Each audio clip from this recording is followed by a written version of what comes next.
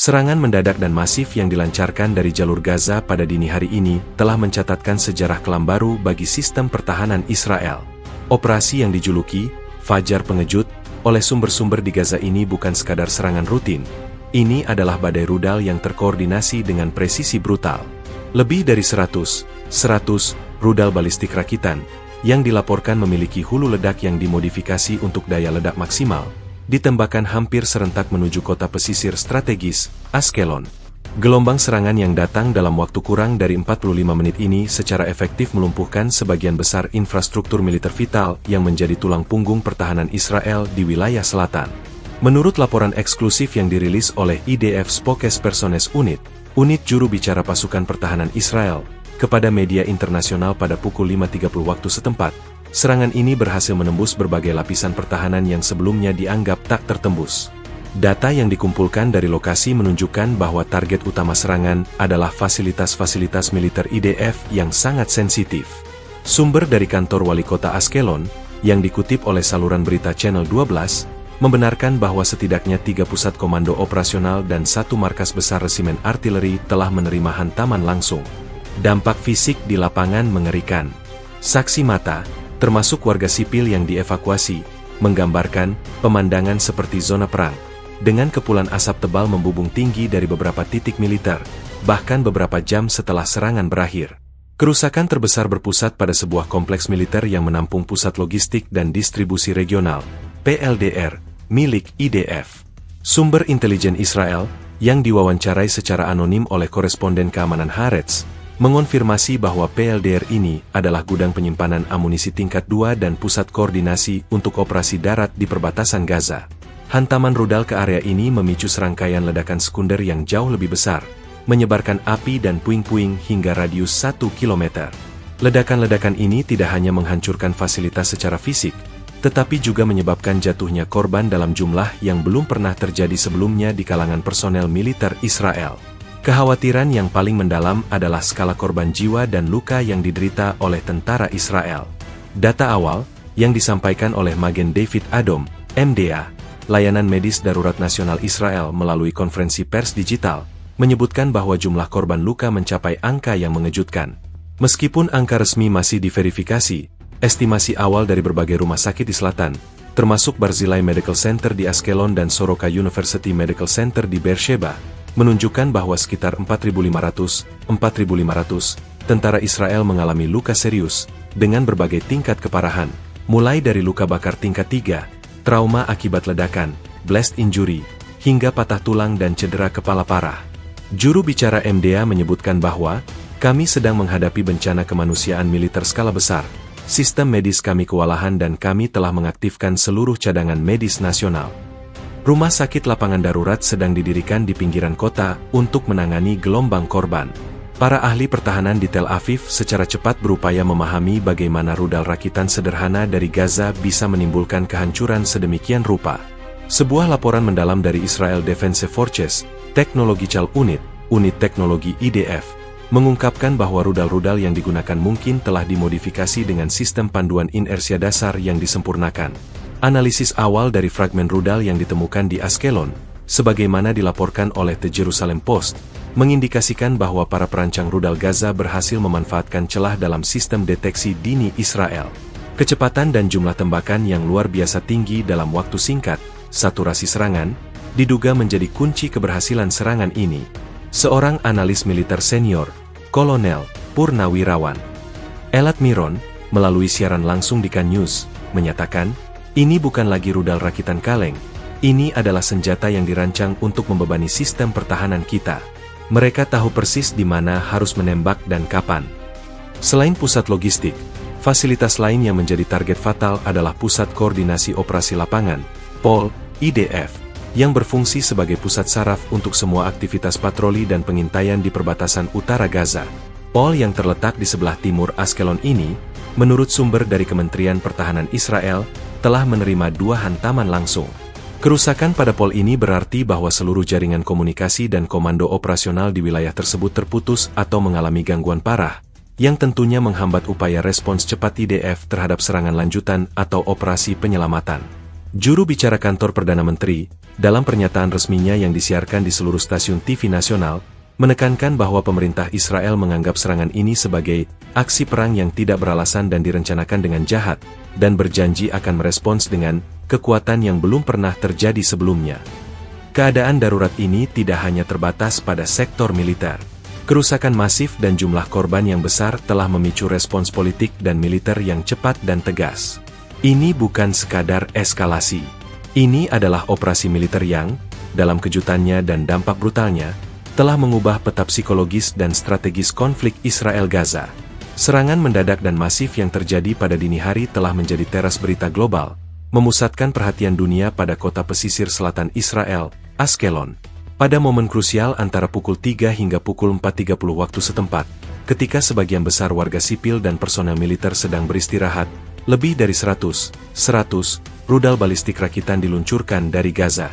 Peluncuran ini, yang digambarkan oleh juru bicara militer Hamas, Abu Ubaidah, dalam sebuah siaran audio dramatis sebagai Fajar Kemarahan, menunjukkan tingkat koordinasi dan kapasitas teknis yang jauh melampaui serangan-serangan sebelumnya.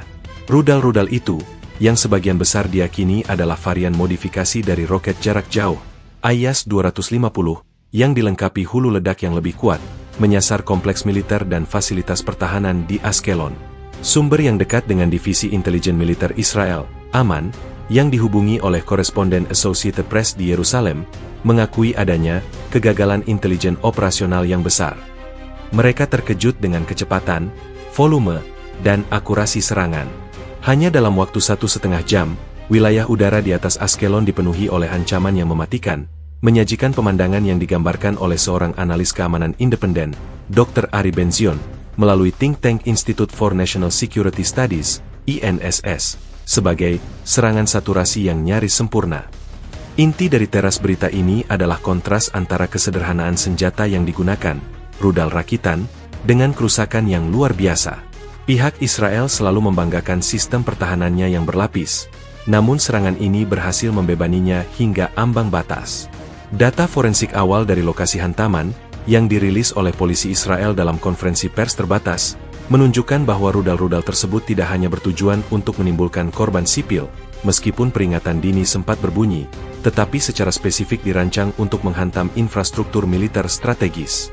Ini membuktikan adanya perencanaan matang dan pengetahuan mendalam tentang tata letak fasilitas pertahanan Israel.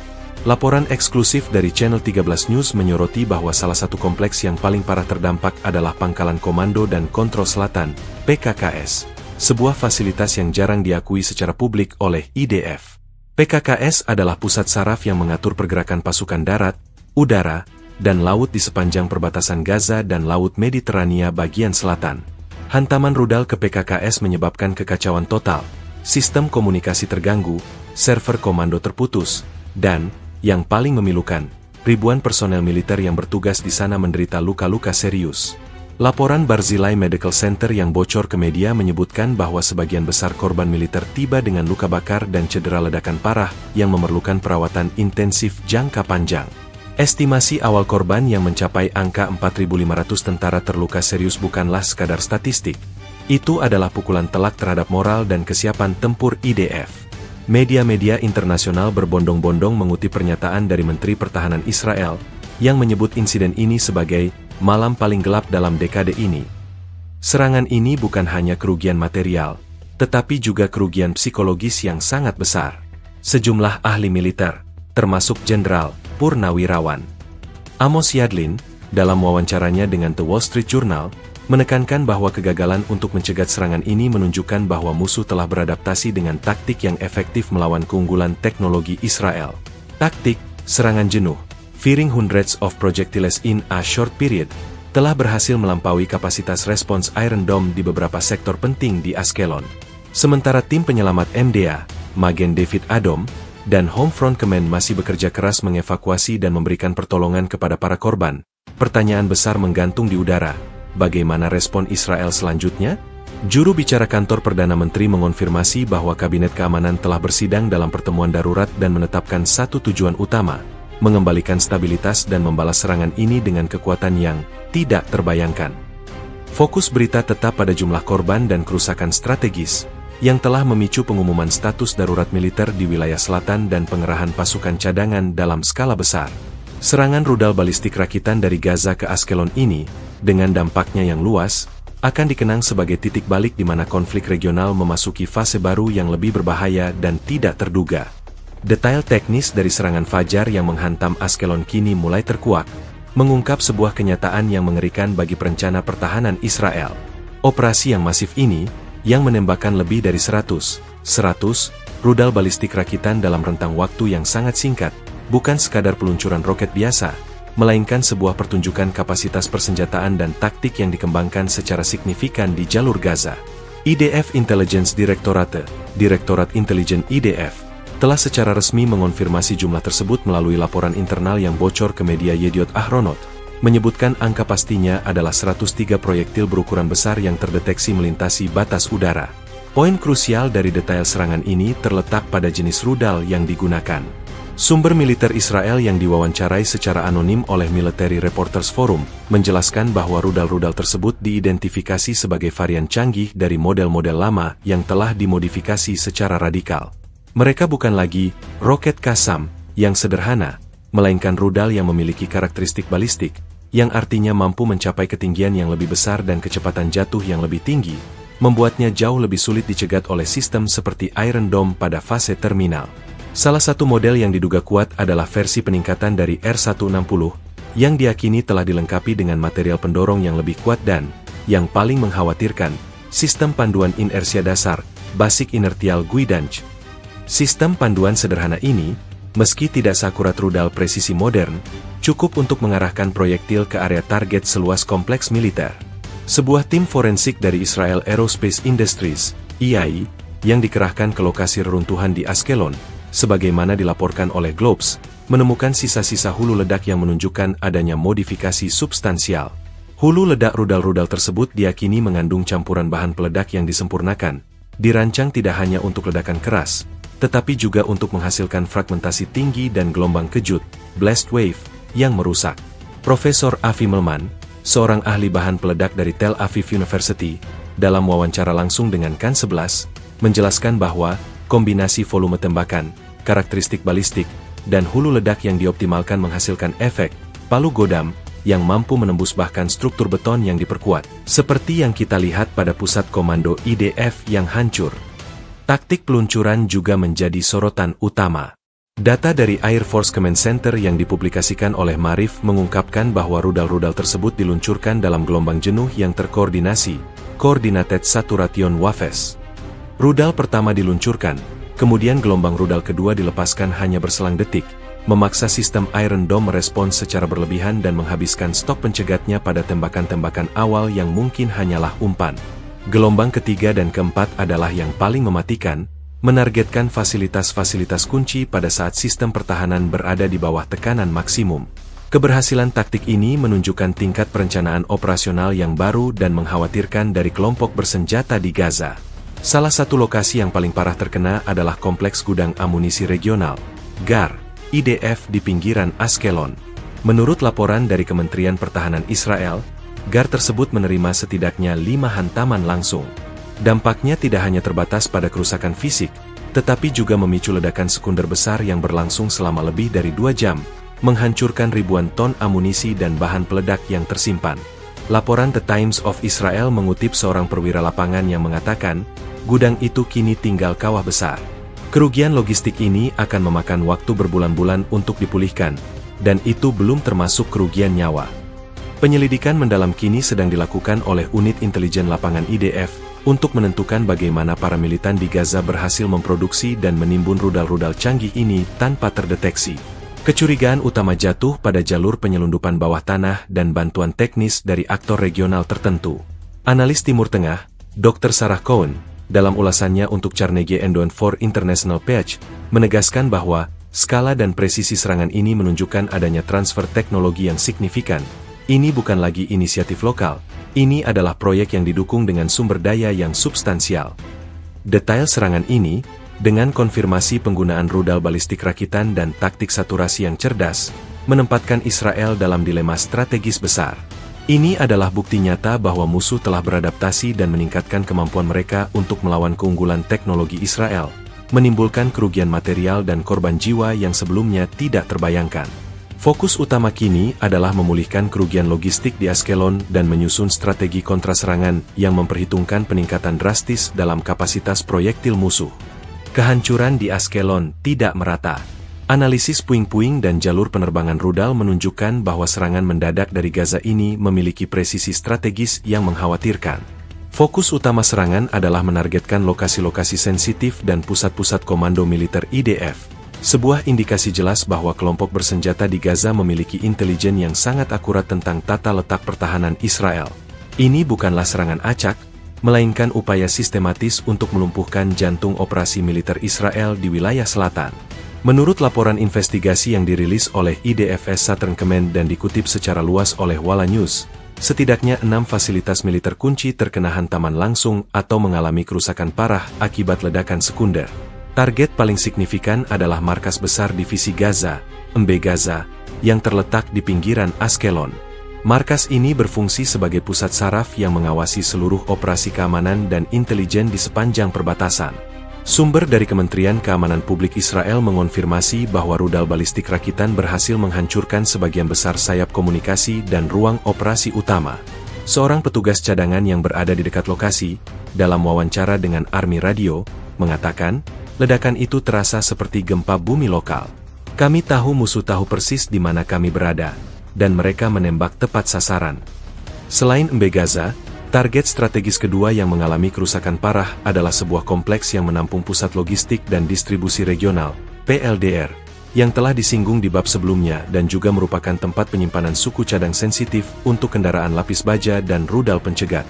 Lokasi ini, yang seharusnya memiliki perlindungan bunker tingkat tinggi, justru menjadi titik ledakan sekunder yang menghancurkan. Data yang diperoleh dari pencitraan satelit komersial, yang dianalisis oleh Aurora Intelligence, menunjukkan bahwa kawah di area PLDR berukuran puluhan meter, mengindikasikan dampak ledakan yang luar biasa kuat. Dr. Eitan Hadar, seorang analis keamanan dari Bar Ilan Universitas Begin Sadat Center for Strategic Studies, berkomentar kepada Haaretz bahwa, kerusakan pada PLDR bukan hanya masalah logistik, itu adalah kerugian terhadap kesiapan operasional IDF. Mereka telah menargetkan kemampuan kita untuk merespons dan memperkuat pasukan. Bukti akurasi musuh juga terlihat pada hantaman terhadap pangkalan artileri lapangan, PAL. Pangkalan ini, yang berfungsi sebagai titik peluncuran bagi artileri berat IDF, diserang dengan presisi tinggi pada bagian gudang amunisi dan area barak militer. Laporan awal dari Magen David Adom, MDA, yang merawat para korban dari lokasi ini mengungkapkan bahwa sebagian besar korban mengalami luka bakar parah dan cedera akibat runtuhan bangunan. Ini menunjukkan bahwa rudal diarahkan ke area di mana konsentrasi personel militer sedang tinggi pada jam-jam tersebut. Juru bicara MDA dalam jumpa pers mengungkapkan bahwa area barak adalah yang paling sulit kami tangani. Ini adalah lokasi dengan korban terbanyak dari satu titik. Pertanyaan mendasar yang muncul adalah bagaimana informasi vital mengenai lokasi-lokasi strategis ini bisa bocor. Unit kontraintelijen IDF telah memulai penyelidikan internal skala penuh, yang dilaporkan oleh Israel Hayom, berfokus pada kemungkinan adanya mata-mata internal atau penyusupan siber tingkat lanjut yang mengekspos koordinat target. Sebuah sumber intelijen senior menyatakan, musuh memiliki peta target yang sangat rinci. Mereka tidak hanya tahu di mana fasilitas itu berada, tetapi juga fungsi spesifik dari setiap bangunan di dalamnya. Ini adalah kekalahan intelijen yang sama seriusnya dengan kegagalan pertahanan. Lebih lanjut, serangan ini juga menghantam pusat pangkalan koordinasi operasi bawah tanah, POP, yang baru diresmikan, sebuah fasilitas yang dirancang untuk menjadi bunker darurat bagi kepemimpinan militer regional. Meskipun POP didirikan untuk tahan terhadap serangan rudal konvensional, hantaman langsung dari rudal balistik rakitan yang dimodifikasi itu menyebabkan kerusakan struktural yang signifikan, memaksa evakuasi total personel di dalamnya. Kolonel Purnawirawan Ariel Zamir, seorang konsultan pertahanan untuk Israel Public Broadcasting Corporation, KAN, berpendapat bahwa penargetan POP menunjukkan bahwa mereka mengincar kapasitas komando dan kontrol kita. Mereka ingin kita buta dan tuli saat serangan terjadi. Mereka berhasil sebagian. Secara keseluruhan, lokasi-lokasi yang terdampak, mulai dari pusat komando, gudang logistik, hingga barak militer, membuktikan bahwa target serangan ini murni militer dan strategis. Serangan ke Ashkelon ini secara efektif melumpuhkan jaringan pertahanan dan komando IDF di wilayah selatan. Tingkat kerusakan pada infrastruktur vital, dikombinasikan dengan jumlah korban yang sangat besar, telah memicu krisis keamanan nasional dan pertanyaan serius tentang kesiapan Israel menghadapi ancaman yang berevolusi dengan cepat. Pemerintah Israel kini berada di bawah tekanan besar untuk merespons dengan cara yang tidak hanya membalas, tetapi juga memulihkan kredibilitas sistem pertahanannya. Skala korban akibat serangan rudal masif ke Ashkelon telah melampaui semua perkiraan terburuk. Dampak terberat dari serangan terkoordinasi yang menargetkan pusat-pusat militer ini adalah pada personel IDF. Laporan awal dari berbagai sumber medis dan militer mengonfirmasi bahwa ribuan tentara Israel mengalami luka serius, mengubah fasilitas kesehatan di wilayah selatan menjadi medan perang medis yang mendesak. Angka yang beredar secara internal, dan kini bocor ke publik, menyebutkan bahwa perkiraan awal korban yang dirawat atau dievakuasi mencapai angka mengerikan, sekitar 4.500.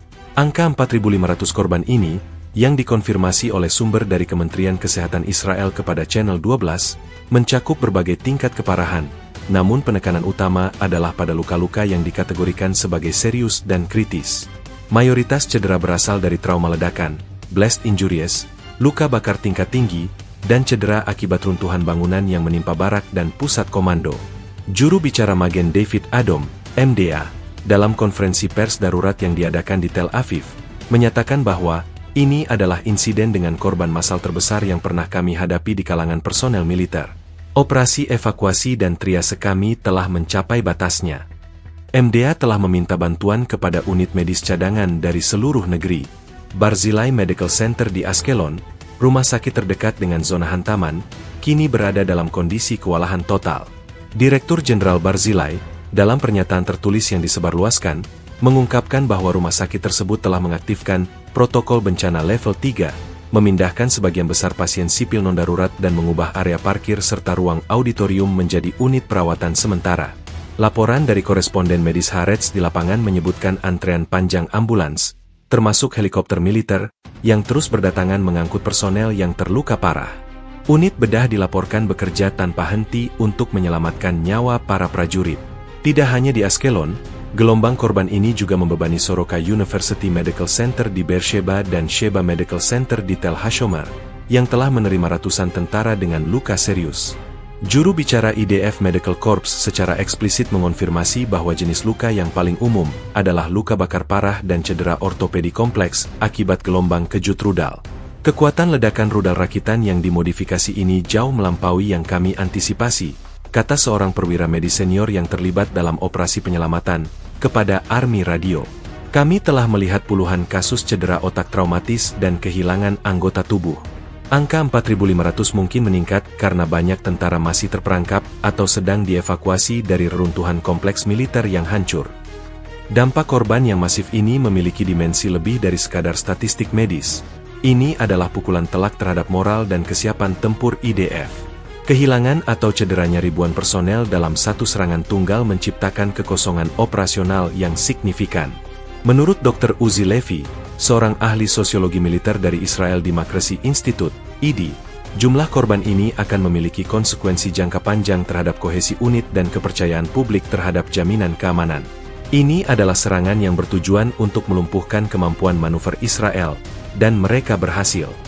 Komentar ini dipublikasikan dalam analisis mendalam oleh The Jerusalem Post. Pemerintah Israel menghadapi tekanan besar untuk mengelola krisis komunikasi seputar korban ini. Meskipun status darurat militer telah diumumkan, media dan publik menuntut transparansi penuh mengenai nama-nama unit yang terdampak dan kondisi para prajurit yang terluka. Juru bicara kantor Perdana Menteri berulang kali meminta kesabaran, menekankan bahwa fokus utama saat ini adalah penyelamatan dan perawatan. Namun, laporan yang bocor tentang kurangnya pasokan darah tipe langka di beberapa rumah sakit telah memicu kepanikan dan seruan publik untuk donor darah secara massal. Selain dampak fisik, trauma psikologis pada prajurit yang selamat dan tim penyelamat juga merupakan perhatian utama. Unit Kesehatan Mental IDF, MHU, telah mengerahkan tim psikolog dan pekerja sosial ke semua lokasi perawatan untuk memberikan dukungan segera. Kolonel Purnawirawan Talnir, mantan kepala MHU, melalui Kan News, memperingatkan bahwa kita akan melihat gelombang besar gangguan stres pasca trauma, PTSD, dari insiden ini. Tidak ada pelatihan yang bisa sepenuhnya mempersiapkan seseorang untuk melihat kehancuran dan kematian massal seperti yang terjadi di Ashkelon. Secara keseluruhan, angka 4.500 tentara yang terluka serius menggambarkan sebuah tragedi kemanusiaan militer. Skala dan keparahan korban ini telah memicu krisis nasional, memaksa pemerintah untuk mengalihkan sumber daya secara besar-besaran, dan yang paling penting, menuntut evaluasi ulang yang menyakitkan terhadap kerentanan sistem pertahanan Israel terhadap serangan volume tinggi yang terkoordinasi. Kerugian personel ini akan membentuk strategi balasan Israel dalam beberapa minggu dan bulan mendatang. Menanggapi bencana militer yang menimpa Ashkelon, reaksi pemerintah Israel bersifat cepat, dramatis, dan tegas. Sesaat setelah laporan awal mengenai skala kehancuran dan jumlah korban yang mengejutkan diterima, Kabinet Keamanan, dipimpin oleh Perdana Menteri, segera mengadakan sidang darurat di bunker rahasia di Tel Aviv. Sidang yang berlangsung maraton sejak dini hari ini menghasilkan keputusan tunggal yang paling signifikan. Pemerintah Israel mengumumkan status darurat militer di seluruh wilayah selatan negara itu, sebuah langkah yang jarang terjadi dan terakhir kali digunakan dalam skala sebesar ini pada krisis bersenjata besar. Pengumuman resmi status darurat militer ini disampaikan oleh juru bicara kabinet, yang dalam pernyataan singkat namun penuh ketegangan, mengonfirmasi bahwa langkah ini diperlukan untuk memfasilitasi mobilisasi sumber daya militer dan sipil secara maksimal, serta memberi otoritas penuh kepada IDF untuk mengambil semua tindakan yang diperlukan guna menstabilkan situasi dan merespons agresi. Status darurat militer ini secara efektif menempatkan otoritas sipil di bawah kendali militer di zona yang ditunjuk, termasuk Ashkelon, Sderot, dan wilayah permukiman di sekitar jalur Gaza. Kementerian Pertahanan juga segera mengeluarkan perintah pengerahan TZAF 8, perintah pengerahan darurat, untuk ribuan tentara cadangan di unit-unit kunci. Menurut sumber internal dari Knesset Foreign Affairs and Defense Committee yang diwawancarai secara eksklusif oleh The Jerusalem Post, keputusan untuk mengumumkan darurat militer didorong oleh dua faktor utama. Pertama, skala korban militer yang belum pernah terjadi sebelumnya, dengan 4.500 tentara terluka, yang memerlukan manajemen logistik dan medis yang terpusat, dan kedua, kekhawatiran intelijen bahwa serangan rudal masif tersebut hanyalah permulaan dari rencana agresi yang lebih besar dan terkoordinasi. Seorang anggota komite yang namanya dirahasiakan menyatakan, kami tidak boleh membiarkan kelumpuhan komando di Ashkelon menyebar. Darurat militer adalah upaya untuk memulihkan chain of command secara instan dan mengirim pesan yang jelas kepada musuh. Selain darurat militer, pemerintah Israel juga mengaktifkan Komite Mobilisasi Nasional, KMN. Tugas utama KMN adalah memastikan pasokan vital, termasuk bahan bakar, makanan, dan, yang paling penting, persediaan medis, dialihkan ke wilayah selatan dan fasilitas militer. Menteri Keuangan, dalam konferensi pers yang diselenggarakan terburu-buru, menjamin bahwa anggaran tak terbatas akan dialokasikan untuk upaya penyelamatan, pemulihan, dan operasi militer selanjutnya. Kami akan menggunakan setiap shekel yang diperlukan untuk melindungi warga kami dan menghancurkan musuh yang berani menyerang jantung pertahanan kami, tegasnya. Respons politik ini juga melibatkan serangkaian pertemuan dengan kepala intelijen dan militer. Kepala Staf IDF, yang terbang kembali dari kunjungan luar negeri, langsung memimpin penilaian operasional di markas besar IDF, Kiryat, di Tel Aviv. Laporan yang diterbitkan oleh Ma'arif menyebutkan bahwa kepala staf menginstruksikan unit-unit tempur di semua sektor untuk beralih ke kesiapan perang penuh, full war readiness. Perintah ini mencakup penguatan keamanan di perbatasan utara dan di tepi barat, sebagai tindakan pencegahan terhadap potensi pembukaan front kedua yang terkoordinasi. Keputusan darurat militer juga memberikan IDF wewenang untuk menutup jalan raya utama menuju wilayah selatan bagi lalu lintas sipil, memprioritaskan pergerakan konvoi militer dan ambulans. Juru bicara polisi Israel mengumumkan penutupan Jalan Raya 4 dan bagian-bagian dari Jalan Raya 6 yang mengarah ke Ashkelon dan Gaza, efektif segera. Tindakan ini merupakan bagian integral dari mobilisasi pasukan yang masif, yang menjadi fokus bab selanjutnya. Secara retoris, respons pemerintah sangat keras. Perdana Menteri, dalam pidato singkat yang disiarkan pada pagi hari, menjanjikan bahwa serangan ini tidak akan dibiarkan tanpa balasan. Harga yang akan dibayar oleh mereka yang merencanakan dan melaksanakan aksi teror ini akan lebih tinggi daripada yang pernah mereka bayangkan. Pernyataan ini, yang dianalisis oleh Dr. Gideon Remes dari Hebrew University of Jerusalem dalam program Our Today, di France 24, adalah sinyal jelas bahwa Israel sedang bersiap untuk operasi militer skala besar yang ditujukan untuk menghapus infrastruktur peluncuran rudal dan kepemimpinan militer Gaza. Langkah-langkah cepat seperti pengumuman status darurat militer dan mobilisasi sumber daya menunjukkan keparahan krisis yang diakui oleh pemerintah Israel.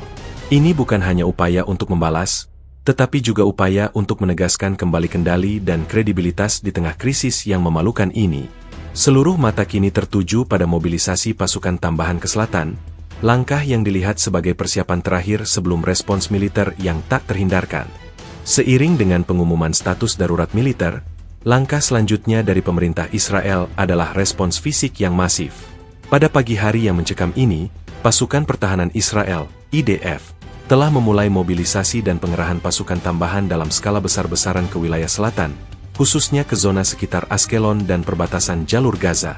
Langkah ini, yang dilakukan dengan kecepatan yang luar biasa, merupakan sinyal jelas bahwa Israel sedang bersiap untuk operasi militer balasan yang diperkirakan akan menjadi salah satu yang terbesar dalam sejarah konflik Gaza. Menurut laporan dari unit juru bicara IDF, yang mengeluarkan pembaruan status setiap jam kepada media yang terakreditasi, ribuan tentara dari berbagai unit tempur, termasuk infanteri, unit lapis baja, dan artileri, telah dipindahkan dari pangkalan-pangkalan di utara dan tengah Israel menuju selatan. Jalan raya utama yang menuju ke selatan, seperti Jalan Raya 6 dan Jalan Raya 4, sepenuhnya dikendalikan oleh polisi militer dan digunakan secara eksklusif untuk pergerakan konvoi militer berat. Sebuah laporan eksklusif dari Channel 13 News menunjukkan kolom-kolom panjang tank Merkava Mark 4 dan kendaraan pengangkut personel lapis baja yang bergerak tanpa henti menuju titik kumpul militer, staging areas, di luar jangkauan rudal Gaza. Mobilisasi ini bukan hanya sekadar pengerahan unit reguler. Keputusan darurat untuk mengeluarkan perintah pengerahan cadangan, SAF 8, telah memanggil puluhan ribu prajurit cadangan dari seluruh Israel. Kepala Staf IDF, dalam pertemuan dengan Komando Selatan, yang informasinya bocor kepada Wala News, dilaporkan telah menekankan perlunya pengerahan cepat ini untuk dua tujuan utama. Pertama, mengisi kekosongan operasional dan personil yang diciptakan oleh 4.500 tentara yang terluka parah di Ashkelon, dan kedua, membentuk kekuatan serangan yang superior untuk operasi ofensif yang akan datang. Perintah kepada pasukan cadangan menekankan spesialisasi yang paling dibutuhkan, teknisi rudal, perawat lapangan, dan unit intelijen operasional. Salah satu fokus utama pengerahan adalah membangun kembali kapasitas komando dan kontrol yang hancur di Ashkelon. Sumber dari Kementerian Pertahanan mengonfirmasi bahwa unit-unit komando yang baru tiba segera mendirikan Pusat Komando Operasi Lapangan Sementara, POLS, di lokasi yang tersembunyi dan diperkuat. POLS ini akan mengambil alih fungsi markas besar divisi Gaza yang telah hancur. Jenderal Purnawirawan Tal Barlev, seorang analis militer ternama yang berbicara di Kan News, menjelaskan pentingnya langkah ini. Musuh berhasil melumpuhkan pusat saraf kita. Pengerahan pasukan tambahan ini tidak hanya membawa tentara, tetapi juga membawa otak baru dan teknologi komunikasi baru untuk memulihkan chain of command sebelum balasan diluncurkan. Pengerahan di lapangan dilakukan dengan tingkat kerahasiaan operasional yang tinggi, meskipun skalanya tidak bisa disembunyikan. Wilayah udara di atas zona perbatasan telah diumumkan sebagai zona larangan terbang militer eksklusif oleh Angkatan Udara Israel, IAF. Helikopter serang dan pesawat nirawak pengintai terlihat berpatroli secara intensif, mengumpulkan intelijen real-time tentang aktivitas peluncuran rudal dan lokasi komando musuh di Gaza. Laporan dari The Times of Israel menyebutkan bahwa unit-unit artileri berat sudah mengambil posisi menembak di lokasi yang aman, menunggu lampu hijau untuk memulai tembakan pendahuluan. Dampak dari mobilisasi ini juga terasa pada kehidupan sipil. Di kota-kota seperti Beersheba dan Ofakim, sekolah-sekolah dan universitas-universitas telah ditutup untuk dijadikan pusat logistik dan titik kumpul pasukan cadangan.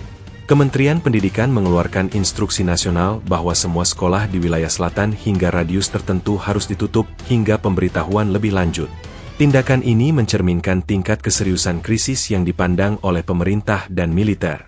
Dr. Oded Galor, seorang ahli strategi pertahanan dari Institute for National Security Studies, INSS, dalam analisisnya yang disebarkan kepada lembaga-lembaga internasional, menyimpulkan bahwa mobilisasi ini adalah langkah yang tak terhindarkan dan merupakan prasyarat untuk setiap serangan balasan. Mobilisasi besar-besaran ini memiliki tiga fungsi: defensif, yakni melindungi sisa infrastruktur; ofensif, yakni persiapan serangan darat dan udara; dan psikologis, yakni menunjukkan tekad Israel kepada musuh dan memulihkan kepercayaan publik setelah kegagalan Ashkelon. IDF sedang bergerak dari fase kejutan ke fase persiapan perang, tulisnya. Dengan puluhan ribu personel, kendaraan lapis baja, dan sistem artileri yang kini membanjiri wilayah selatan, panggung telah diatur untuk respons militer yang kejam. Pengerahan pasukan tambahan ini menandakan bahwa Israel tidak hanya merespons serangan rudal, tetapi sedang bersiap untuk operasi jangka panjang yang bertujuan untuk mengubah realitas keamanan di Gaza. Serangan rudal masif yang menargetkan Ashkelon bukan merupakan pilihan yang acak. Kota pesisir yang relatif makmur ini memiliki signifikansi strategis dan militer yang luar biasa bagi Israel, menjadikannya target yang bernilai tinggi bagi kelompok bersenjata di Gaza. Keberhasilan serangan ini untuk melumpuhkan fasilitas militer di Ashkelon telah menunjukkan pemahaman mendalam musuh tentang jaringan pertahanan Israel dan titik-titik lemahnya. Ashkelon berfungsi sebagai titik kunci, keystone, dalam sistem keamanan Israel Selatan. Geografisnya yang hanya berjarak beberapa kilometer di utara jalur Gaza menempatkannya pada garis depan pertahanan, tetapi lebih dari itu, Ashkelon adalah simpul utama logistik, komando, dan energi. Menurut analisis yang diterbitkan oleh Institute for Policy and Strategy, IPS, di Herzliya, Ashkelon adalah rumah bagi beberapa fasilitas militer yang berfungsi sebagai otak dan otot bagi operasi IDF di wilayah perbatasan. Jika Ashkelon lumpuh, seluruh rantai komando dan pasokan di selatan akan terganggu parah. Salah satu alasan utama mengapa kota ini menjadi target prioritas, menurut sumber intelijen Shin Bet yang diwawancarai oleh Ma'arif, adalah keberadaan Pusat Komando dan Pengawasan Regional, PKPR, di sana. PKPR ini bukan hanya sekadar markas, melainkan pusat integrasi data yang mengumpulkan informasi real-time dari sensor perbatasan, drone, dan unit intelijen lapangan. Keberhasilan rudal balistik rakitan menembus pertahanan dan menghantam PKPR berarti musuh telah membutakan sebagian besar pengawasan Israel di area tersebut. Kolonel Purnawirawan Yossi Cooper-Wasser, seorang mantan kepala riset intelijen, dalam penampilan di Channel 11 News, menyatakan, serangan ini secara efektif memotong urat nadi intelijen operasional kita. Mereka menargetkan mata dan telinga kita, bukan hanya tangan kita. Lebih jauh lagi, signifikansi Ashkelon diperkuat oleh perannya sebagai gerbang energi utama. Meskipun fasilitas energi sipil dilaporkan tidak menjadi sasaran langsung, infrastruktur perlindungan dan unit militer yang ditugaskan untuk menjaga keamanan fasilitas kritis ini, termasuk terminal pipa minyak dan stasiun pembangkit listrik, merupakan target yang sah. Gangguan pada unit-unit militer ini, seperti yang terjadi, secara otomatis meningkatkan kerentanan infrastruktur energi nasional, menciptakan tekanan ganda, militer dan ekonomi, pada pemerintah Israel. Kementerian Infrastruktur Nasional, Energi, dan Sumber Daya Air telah mengeluarkan pernyataan yang mengonfirmasi bahwa mereka telah mengambil langkah-langkah darurat untuk mengamankan fasilitas di Ashkelon dan sekitarnya, tetapi mengakui bahwa personel perlindungan militer mereka telah terluka parah. Selain itu, Ashkelon juga berperan penting sebagai titik penyiapan pasukan, staging area. Sebelum serangan apapun ke Gaza, Ashkelon dan wilayah sekitarnya digunakan IDF untuk mengonsentrasikan pasukan, amunisi, dan kendaraan lapis baja. Hancurnya pusat logistik dan distribusi regional, PLDR, serta barak militer yang menampung ribuan tentara, yang menyebabkan 4.500 tentara terluka, adalah upaya musuh untuk mencegah respons darat Israel.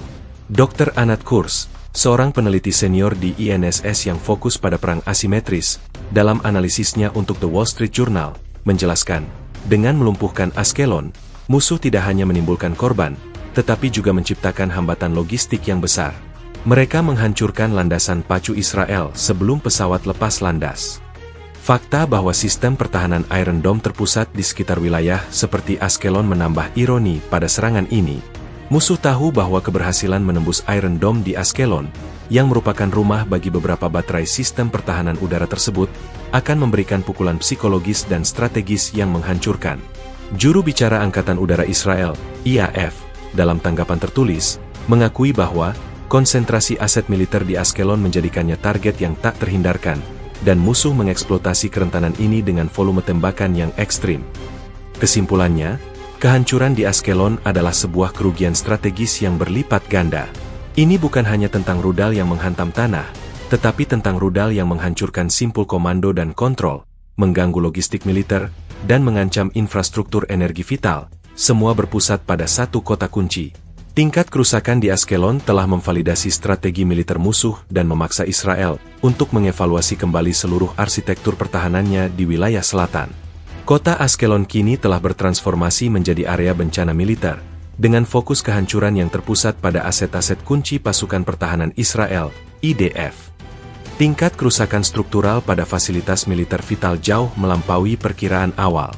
Serangan rudal balistik rakitan yang masif dari Gaza tidak hanya menyebabkan korban jiwa, tetapi secara efektif melumpuhkan kapabilitas operasional dan logistik IDF di wilayah selatan. Dua fasilitas utama yang mengalami kerusakan paling parah dan menjadi simbol kegagalan pertahanan adalah Gudang Senjata Regional, GSR, dan Pusat Koordinasi Operasi, PKO. Gudang Senjata Regional, GSR, yang terletak di pinggiran timur Ashkelon, kini tinggal reruntuhan. GSR ini, yang berfungsi sebagai titik penyimpanan utama untuk amunisi artileri, rudal anti-tank, dan persediaan senjata ringan untuk unit-unit yang beroperasi di sekitar perbatasan Gaza, menerima hantaman langsung yang fatal. Menurut laporan investigasi awal dari unit insinyur tempur IDF yang dirilis ke Haaretz, sedikitnya 4 rudal balistik rakitan menembus perlindungan bunker dan memicu serangkaian ledakan sekunder yang berlangsung selama hampir 3 jam. Saksi mata, seorang pensiunan perwira yang tinggal di dekat lokasi, yang diwawancarai oleh Army Radio, menggambarkan pemandangan tersebut sebagai kembang api terburuk yang pernah ada, namun penuh dengan kematian. Data satelit resolusi tinggi, yang dianalisis oleh perusahaan swasta ImageSat International, ISI, dan disebarluaskan, menunjukkan bahwa area penyimpanan utama seluas beberapa hektar telah berubah menjadi kawah besar yang dipenuhi puing-puing, mengindikasikan kehancuran total persediaan amunisi yang tersimpan. Kerugian logistik akibat hancurnya GSR ini adalah pukulan yang menghancurkan. Juru bicara logistik IDF secara implisit mengakui dalam konferensi pers bahwa pemulihan persediaan amunisi ke level operasional penuh akan memakan waktu berbulan-bulan, dan kami terpaksa merelokasi persediaan dari sektor lain untuk menutupi kekurangan mendesak. Kerugian ini secara langsung membatasi kapasitas artileri Israel untuk melakukan tembakan balasan yang berkepanjangan, memberikan musuh keunggulan taktis sementara. Dr. Amos Harel, seorang analis militer senior dari Haaretz, menulis bahwa ini adalah kekalahan logistik setara dengan kekalahan tempur. Mereka, Gaza, tahu bahwa tanpa peluru, tentara kita lumpuh, dan mereka menargetkan persis di titik kerentanan tersebut. Fasilitas kedua yang mengalami kerusakan katastrofik adalah Pusat Koordinasi Operasi, PKO, pusat saraf yang mengatur pergerakan, komunikasi, dan real-time decision-making untuk semua unit IDF di wilayah perbatasan selatan. PKO yang baru saja direnovasi ini dirancang untuk menahan serangan roket konvensional, tetapi serangan saturasi dari rudal balistik rakitan ternyata jauh lebih kuat. Laporan dari unit komando dan kontrol IDF yang bocor ke The Times of Israel menyebutkan bahwa hantaman langsung menghancurkan sayap komando utama dan ruang server, menyebabkan gangguan total pada jaringan komunikasi optik dan radio. Kerusakan pada PKO adalah alasan utama di balik lambatnya respons komando pada jam-jam kritis setelah serangan dimulai, yang berkontribusi langsung pada tingginya jumlah korban. Kolonel Purnawirawan Talnir, seorang ahli komunikasi militer, dalam wawancaranya dengan KAN 11, menekankan bahwa PKO adalah otak yang menghubungkan semua sensor dan semua unit. Kerusakannya berarti kita harus beralih ke komunikasi manual dan protokol darurat yang jauh lebih lambat. Ini menciptakan kekacauan di lapangan, yang menjadi faktor mengapa upaya evakuasi korban awal terhambat. Selain GSR dan PKO, fasilitas lain yang juga mengalami kerusakan parah adalah Kompleks Barak dan Pelatihan Regional, KBPR. Meskipun bukan sasaran strategis, tingginya konsentrasi personel di sini menjadikannya lokasi dengan korban terbanyak, faktor utama di balik 4.500 tentara yang terluka. Barak dan fasilitas medis lapangan di sana hancur sebagian besar akibat runtuhan bangunan dan gelombang kejut ledakan, membebani tim medis di tempat. Kesimpulan dari kerusakan di Ashkelon adalah bahwa infrastruktur pertahanan Israel telah menerima pukulan yang signifikan dan terencana. Musuh berhasil mengidentifikasi dan menghancurkan aset-aset vital, gudang senjata, otot logistik, dan pusat koordinasi, otak komando. Kerusakan struktural yang mengerikan ini bukan hanya kerugian fisik, tetapi juga kerugian strategis yang akan memaksa Israel untuk mengalokasikan sumber daya besar-besaran untuk rekonstruksi, sambil pada saat yang sama harus merencanakan serangan balasan di tengah keterbatasan logistik dan komando. Aspek yang paling mengejutkan dan memalukan dari serangan rudal di Ashkelon adalah kegagalan mencolok dari Iron Dome, sistem pertahanan udara yang selama ini dibanggakan Israel sebagai game changer dan pelindung andalan mereka. Serangan mendadak yang melibatkan lebih dari 100 rudal balistik rakitan dari Gaza ini berhasil menembus lapisan pertahanan Iron Dome di banyak sektor kunci, menyebabkan kerusakan signifikan dan, yang paling tragis, jumlah korban yang besar. Kegagalan ini memicu pertanyaan mendasar tentang efektivitas dan batas kemampuan teknologi pertahanan Israel. Menurut laporan internal yang bocor dari Rafael Advanced Defense Systems, perusahaan yang mengembangkan Iron Dome, kepada Israel Hayom, tingkat pencegatan, interception rate, pada dini hari serangan berada jauh di bawah standar operasional yang biasa diklaim. Sistem tersebut, yang dikenal karena kemampuannya untuk secara cerdas menghitung lintasan rudal dan mengabaikan proyektil yang jatuh di area kosong, tampaknya kewalahan, overwhelmed. Sumber anonim dari Angkatan Udara Israel, IAF, yang mengoperasikan baterai Iron Dome di wilayah selatan mengakui kepada Yediot Ahronot bahwa volume tembakan yang datang secara bersamaan melebihi kapasitas respons maksimum sistem pada titik-titik krusial. Analisis awal menunjukkan bahwa musuh secara cerdas mengeksploitasi taktik yang disebut serangan saturasi. Dengan meluncurkan rudal dalam gelombang yang sangat padat dan terkoordinasi, seperti yang telah dijelaskan di bab-bab sebelumnya, para operator Iron Dome dipaksa untuk meluncurkan pencegat, interceptor missiles, dalam jumlah yang tidak proporsional dan cepat habis. Dr. Kobi Michael, seorang peneliti senior di Institute for National Security Studies, INSS, dalam ulasannya untuk Globes, menjelaskan bahwa Iron Dome dirancang untuk menghadapi serangan sporadis atau volume menengah. Ketika Anda melemparnya 100 kelereng sekaligus, beberapa pasti akan lolos. Musuh tidak harus memiliki rudal yang lebih baik, mereka hanya perlu memiliki lebih banyak rudal, dan mereka berhasil mencapai titik jenuh. Faktor kedua dari kegagalan ini terkait dengan karakteristik rudal rakitan itu sendiri. Rudal balistik rakitan yang digunakan, meskipun diproduksi secara lokal, menunjukkan kemampuan penerbangan yang lebih tinggi dan kecepatan terminal yang lebih besar, membuatnya lebih sulit untuk dideteksi, dilacak, dan dicegat. Laporan forensik dari IDF Technological Unit yang bekerja di reruntuhan Ashkelon menunjukkan bahwa beberapa rudal menempuh lintasan balistik yang lebih sulit diprediksi, sehingga memberikan waktu respons yang lebih singkat bagi Iron Dome. Profesor Uzi Rubin, salah satu pendiri program pertahanan rudal Israel, melalui wawancara di Kan News, mengatakan, "Kita harus mengakui bahwa musuh telah berinovasi. Mereka telah meningkatkan kecepatan rudal mereka ke titik di mana ambang batas operasional pencegat kita teruji secara ekstrim." Kegagalan Iron Dome bukan hanya masalah teknis, melainkan sebuah kerugian psikologis dan doktrin. Kepercayaan masyarakat Israel pada sistem ini sangat tinggi. Kegagalan pencegatan ini menimbulkan kekecewaan dan kemarahan publik, yang diungkapkan secara vokal di media sosial dan forum berita.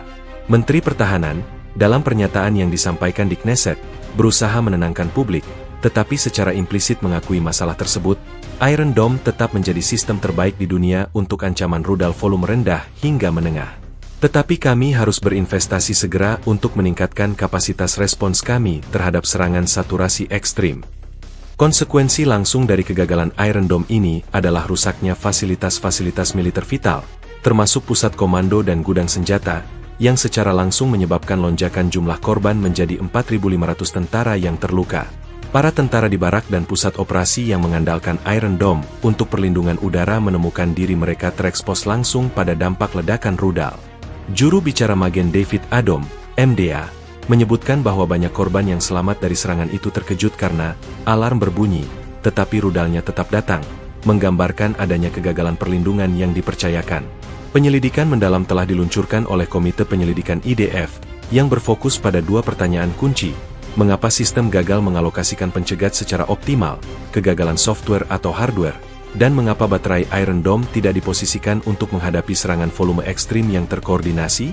Kegagalan Iron Dome untuk mencegat sebagian besar rudal balistik rakitan menandai sebuah babak baru dalam konflik, di mana keunggulan teknologi Israel dipertanyakan secara serius.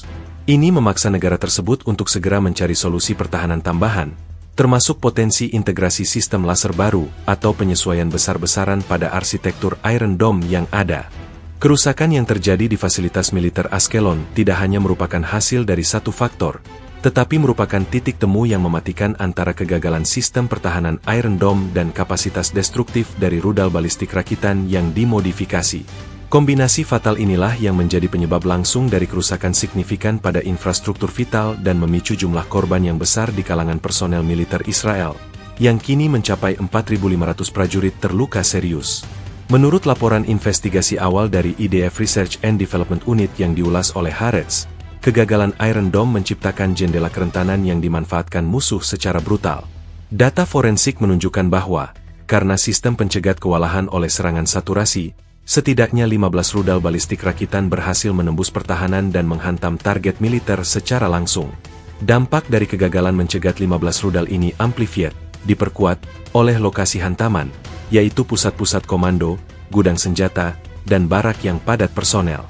Dr. Avi Ben-Zion, seorang ahli pertahanan udara dari Technion Israel Institute of Technology, dalam komentarnya kepada The Jerusalem Post, menyebutkan, Iron Dome adalah pertahanan last resort.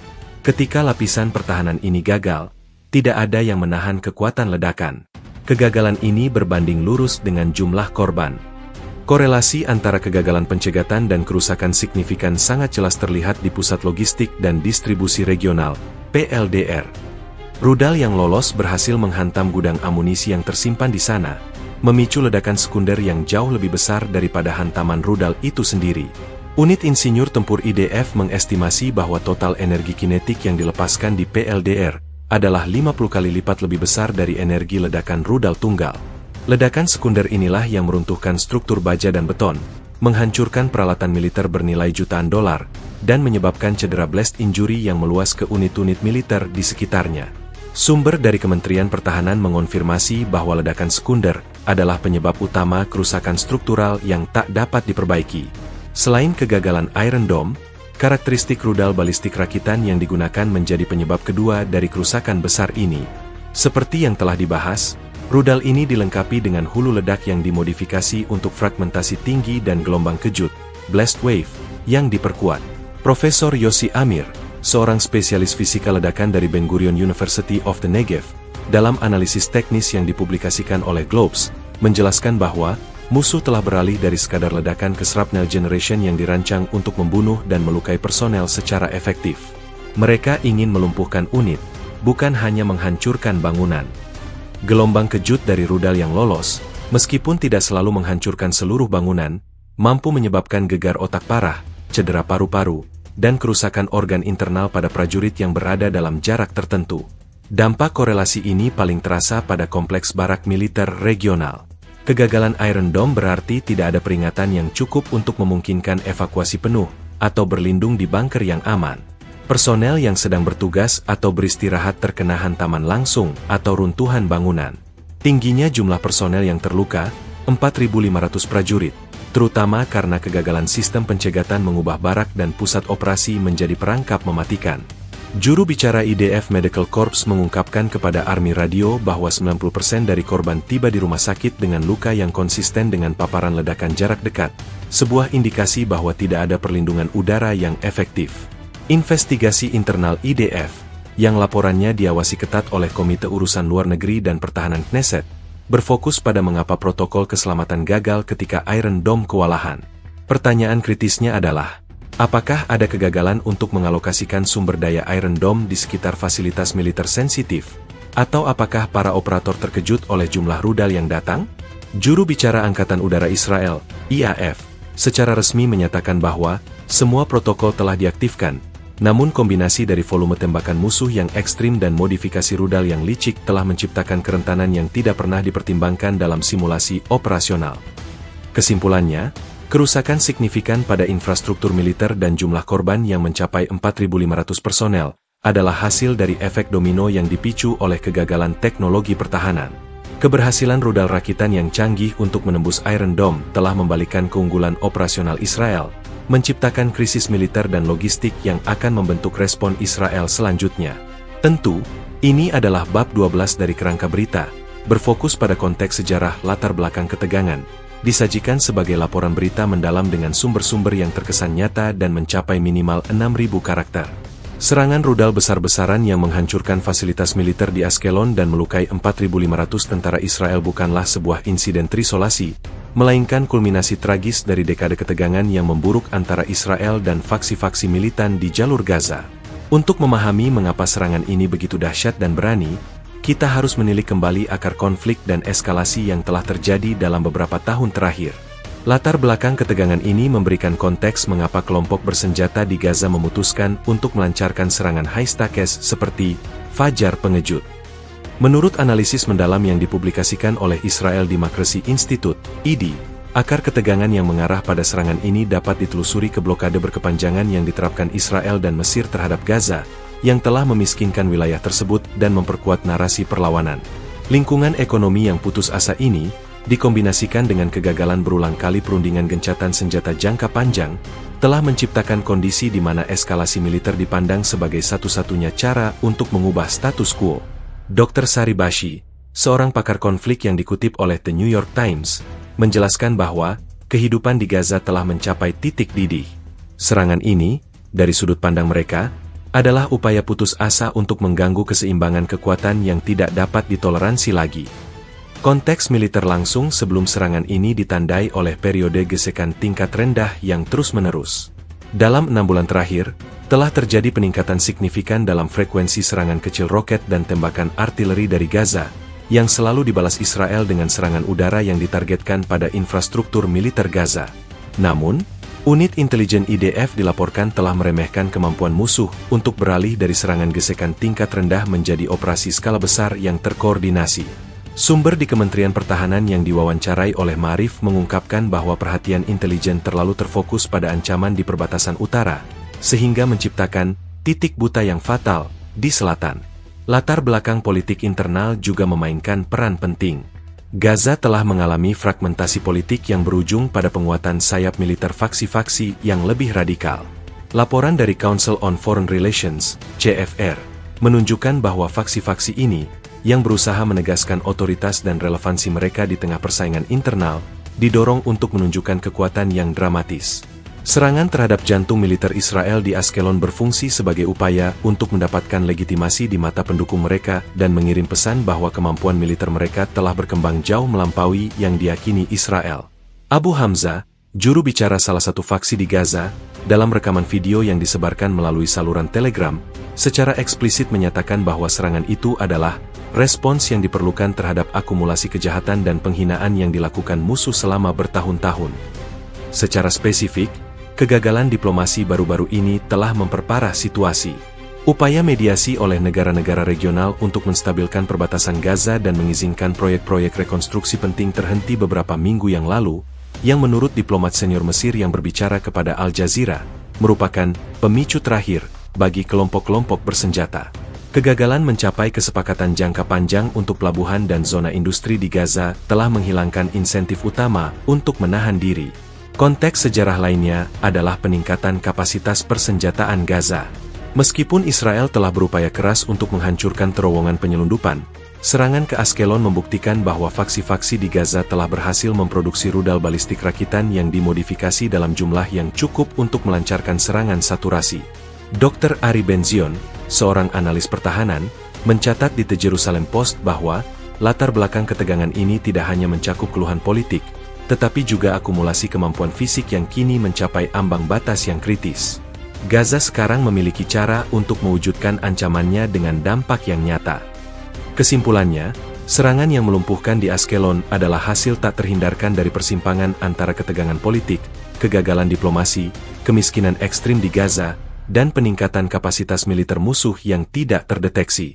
Peristiwa dini hari ini tidak hanya menandai sebuah insiden, tetapi pergeseran serius dalam konflik yang telah berlangsung lama, memaksa Israel dan komunitas internasional untuk menghadapi fakta bahwa dinamika kekuatan dan ancaman di wilayah ini telah memasuki babak baru yang lebih berbahaya dan mahal. Tentu, ini adalah bab 13 dari kerangka berita yang telah Anda buat, diolah menjadi laporan berita minimal 6.000 karakter, dengan gaya interaktif dan penyertaan sumber yang terkesan nyata. Fokus bab ini adalah pada reaksi domestik dan internasional.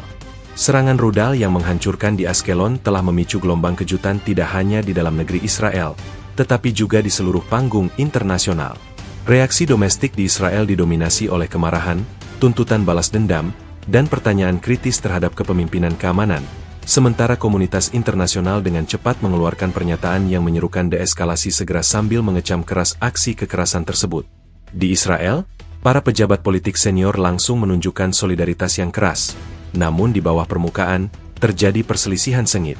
Perdana Menteri, dalam pidato nasional yang disiarkan dari bunker keamanan, bersumpah bahwa respons Israel akan menjadi pelajaran pahit yang akan dikenang selama beberapa generasi.